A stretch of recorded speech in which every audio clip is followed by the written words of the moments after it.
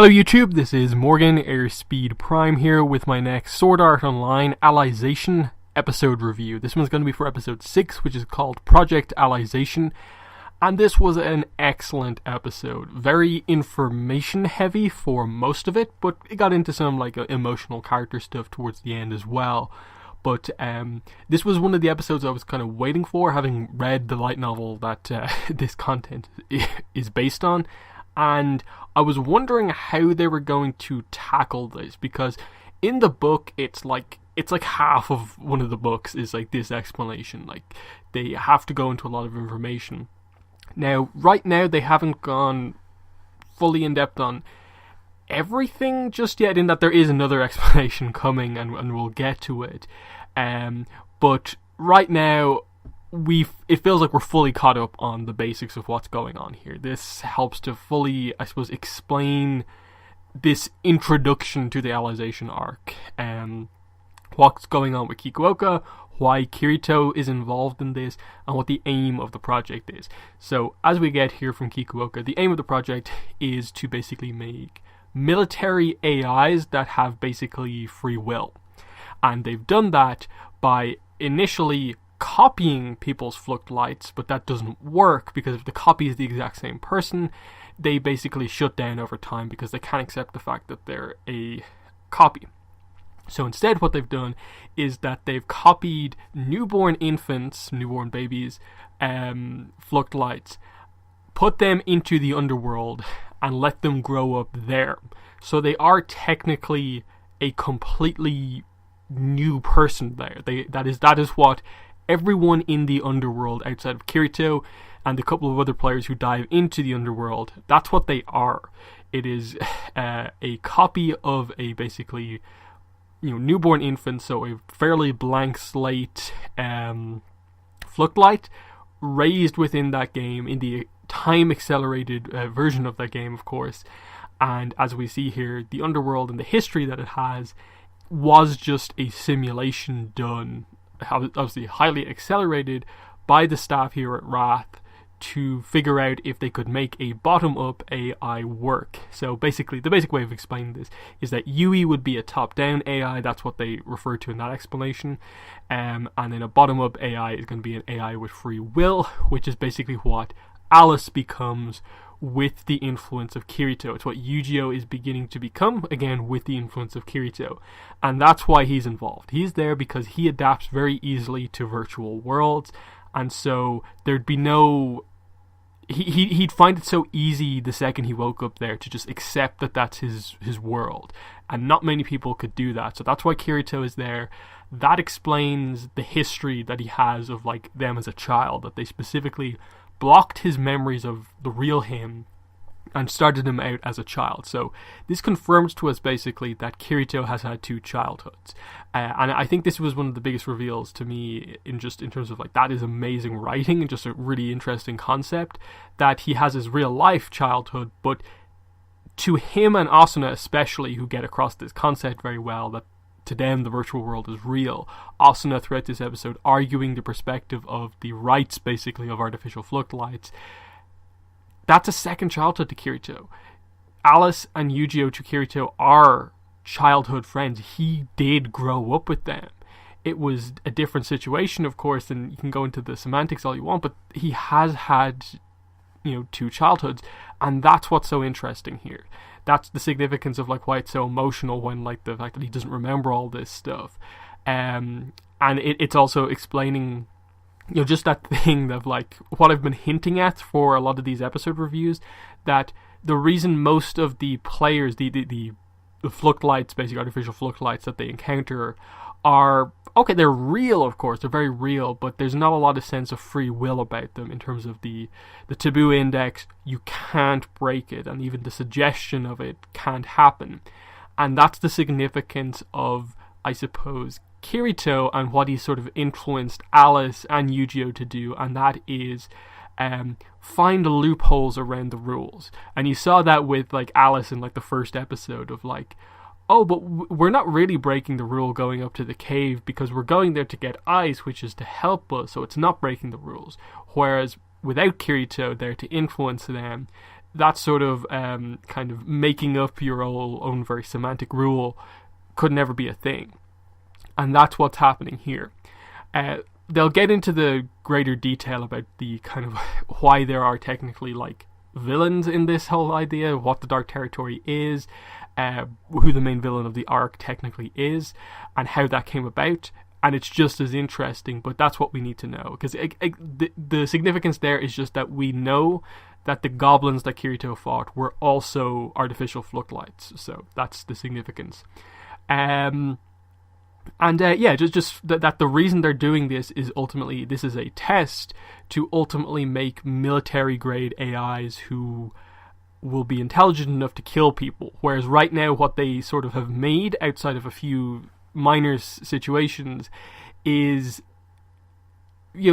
basically AIs, bottom-up AIs, but ones who can only follow things to the absolute letter. If you tell them a rule, they will never try a workaround to that rule like actual humans can. So they're basically trying to get it to the point where like this seems almost more perfect the way they've done it, but they want that ability for them to go over the line if they have to.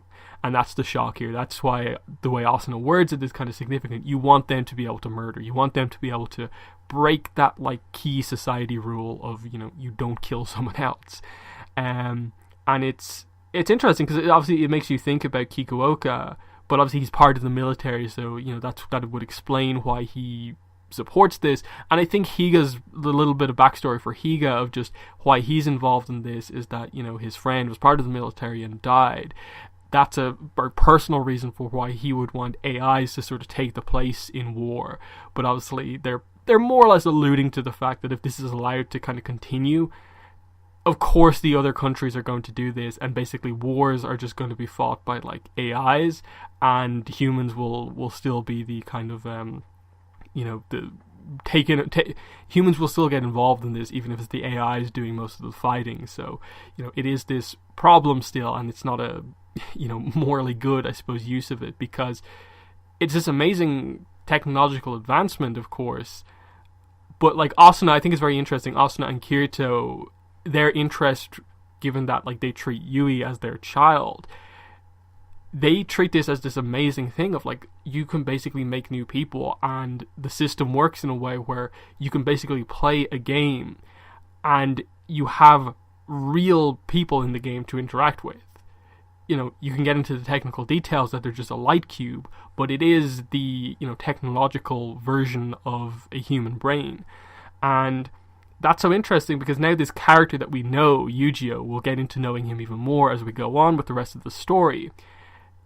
We have to treat him like he's going to be one of the main characters in this arc, and we have to treat him as just as human as Kirito, albeit with a couple of restrictions, and we'll get into that as the arc goes on. But that's the real, I suppose, thematic significance of the arc. And yeah, they explain the whole why there's like 500 years of history, the time acceleration, the fact that 4 Wrath members dove into the world and raised the initial batch of 16 kids, and then kind of came out and let the world kind of just go on its own. And that's why the world is in this specific state. The thing they didn't account for was the inhabitants of the world basically discovering what effectively they consider to be magic, but is actually sort of like a system glitch, which is that these artificial Fluctlights are actually able to use some system commands from within the game, which usually isn't allowed. And that's why Kirito is kind of like, wait, the magic words you're using are basically like, system commands, and it's very like coding based, like, so that's why Kirito knows exactly basically how to use the magic system in this game, whereas everyone else considers the words to be magic words, which I think is just really cool, adds this really nice layer. And the fact that like, oh, this is suddenly going to explain the whole significance of the church and why there's these rules in place for like integrity nights, and especially the hint that like Alice was like, had her personality corrected, that they can do system commands in this game. The higher ups in this world can do system commands that alter a Fluctlight. That's really, really interesting, and we're going to get heavily into that we've already been told that about Alice, that she basically became what they wanted. She became more free-willed, exactly this positive thing. But the people of that world are correcting that as a mistake, and we'll see how that happens when we meet Alice again. Well, we obviously, the way they do it is interesting here, in that they cut from it being that confrontation from the last episode to suddenly Asuna is in ALO talking to everyone else, like Lifa and so on, explaining this to them, and then we kind of cut back out again to her obviously getting to see Kirito, and that's when we transition to, I suppose, the last third of the episode, which is more focused on Rinko. But just, I suppose, in terms of this explanation at the start, I thought it was really, really well done. Yes, look, it is a lot of explanation, that's all it really was, but it was important. It helped you understand, I think, a lot of what had come before, and it's rules to keep in mind as we go forward as well. Similarly, we also learned, I suppose the significant thing is that Kirito, by being in this game and being in the full STL and Soul Translator device, is basically having his Fluxlight repaired. His kind of brain, more or less, is being repaired by the system by being part of this game, and this is the most advanced technology to do this. So that's the explanation on how Kirito is being healed. Just him doing what he needs to do will heal him. So that's that. And then, yeah, the stuff with Rinko, very interesting in that, obviously, I think Rinko is kind of sees something in Asuna, and that's why she's kind of opening up to her a lot. And I think they're noting, I suppose, I don't think they're necessarily trying to say it's like a kind of mirror image or anything like that, but just there's somewhat of a similarity of just like Asuna being there trying to help Kirito, who's involved in this kind of VR kind of craziness, and then she in her past was involved with Kayaba, who was also involved in this VR craziness. Obviously completely different paths, but similar situations. And Rinko, obviously having gone through so much, Kayaba's dead, is, I suppose, trying to make it so that, I suppose, things go right for Asuna. That's why she's helping. That maybe explains why she got involved in this, and why she even went ahead with like helping Asuna just from the email that she got. And yeah, we get the idea that, like, okay, she was involved with Kayaba, but she explains that, the story is that basically I was held hostage looking after him while he dove into the game, with the idea that I had this bomb inside me that would go off. In reality, I was allowed to stay there of my own free will. The bomb was just this thing that would prove my innocence, basically. I stayed there of my own free will to help him.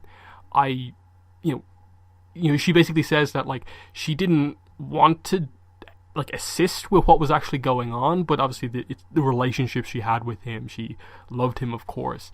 And I think that was interesting, just to add that, like, little bit of complexity of that she's been holding on to this, and now in front of an SAO survivor, she just apologizes and comes out with the truth that, just she stayed there with him. The bomb was just a ruse to free her of, basically prove that she was innocent in all of this and allow her to live her life for free. She sees it as the only present Kayaba ever gave to her.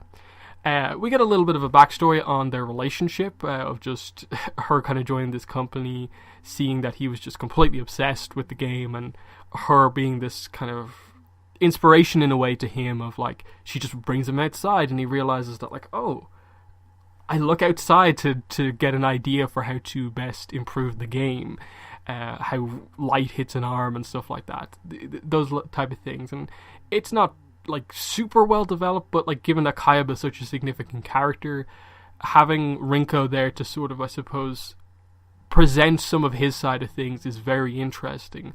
And especially Asuna's like response to this of, I think, yes, she speaks for Kirito here as well, and I think it is kind of true that they both do consider their time in the game to be some of the best times of their life, because they embraced that, okay, it was a game of death, but it was still a life. They don't take it that that was time wasted, because they see virtual worlds as being just as important as, just as real as the real world. So it was different. It was a situation they don't want to be in again, and they appreciate that it's not a game of death anymore. but look at what came out of it, their relationship and how close they are. That wouldn't have happened if not for this. And so they can't feel that much hate towards Heathcliff. Of course, they can't ever,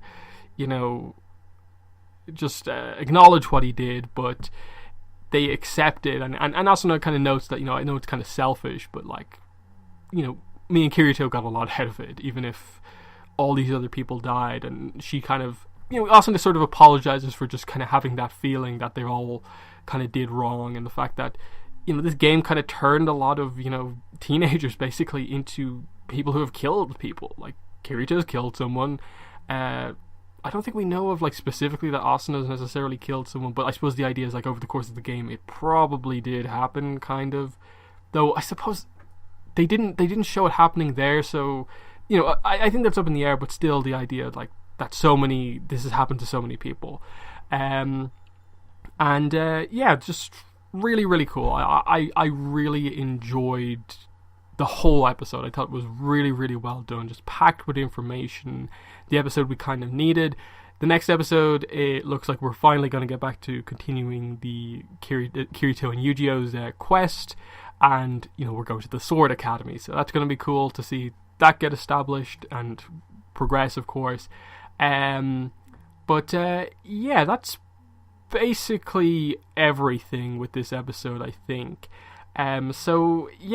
I'm hugely impressed by this one. So in the comments, let me know what your thoughts were on this episode. But that's been the video. Thanks for watching, and bye.